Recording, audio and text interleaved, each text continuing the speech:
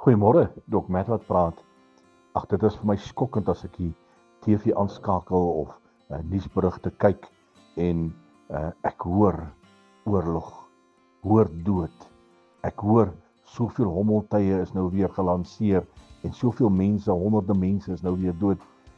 Hierdie karbom het ontplof en soveel mense is uitmekaar uitgeruk. Hierdie land skree, kom ons maak vrede. Daai land sê nee, nie nou nie.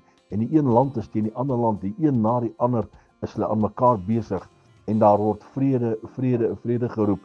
Party lande probeer tussenin tree om te kyk of hulle vrede kan bewerkstellig. Hulle probeer hard, maar een ding is baie seker, daar's net een wat kan vrede gee. Jesus is die een wat kan vrede gee. Miskien het jy 'n oorlog aan die gang in jou lewe. Miskien word jou lewe uitmekaar geruk en daar's nie veel van jou lewe oor nie. En jy sê ek het vrede en rus in my lewe nodig. Ek kan nie meer nie, ek is gedaan. Ek het waarlik waar nodig om nou kalmte in my lewe te kry. Jesus is die een wat vrede en rus gee. Hy sê kom na my toe almal wat moeg en oorlaai is en ek sal jou rus gee. Ek sal jou vrede gee. Nou wil ek jou bemoedig my vriend, as jy moeg en gedaan en pap en klaar is vir alles rondom jou, kom na hom toe. Hy is die een wat jou gaan vrede gee. Vrede, kalmte in jou lewe. Net Jesus kan waarlik waar vrede gee. Herlewingsgroete.